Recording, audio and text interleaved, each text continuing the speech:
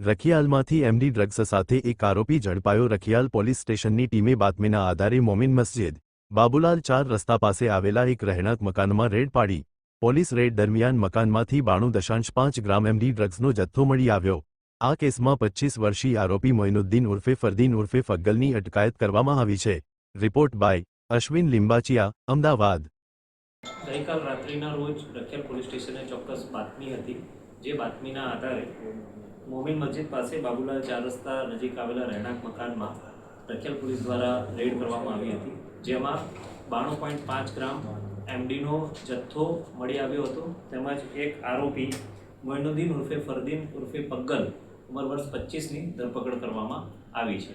આ ઉપરાંત રેડ દરમિયાન અમને રહેણાંક મકાનમાંથી 2 ડિજિટલ ઇલેક્ટ્રોનિક વજન કાંટા તેમજ ખાલી ઝીપલોક પાઉચ અને રોકડ 9,300 રૂપિયા, 2 મોબાઈલ ફોન પણ મળી આવ્યા છે। પ્રાથમિક પૂછપરછ દરમિયાન જાણવા મળ્યું છે કે આરોપી જે એમડીનો માલ લઈ આવતો હતો તે અબ્દુલ મારૂફ અંસારી નામના માણસ દ્વારા એ એમડીનો જથ્થો મેળવતો હતો, તેમજ તે પોતાના ઘરની અંદર ઇલેક્ટ્રોનિક વજન કાંટા દ્વારા 1 ગ્રામ 2 ગ્રામના નાના જે જીપલોકના પાઉચની અંદર માલ બનાવી અને પોતે છૂટક માલ અન્ય ગ્રાહકોને વેચતો હતો।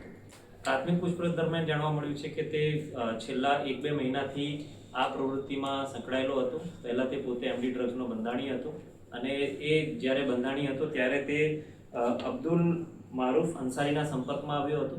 તેણે આને કીધું હતું કે તું આ સેવન કરે છે, તેની સાથે સાથે જો આ એમડીનો ધંધો કરીશ તો તને એમાંથી તારી આવક પણ થશે, જેથી તેના થ્રુ એ અગાઉ 1-2 વખત આવી રીતે માલ મેળવેલો હતો અને આવી રીતે વેચાણ કરતો હતો।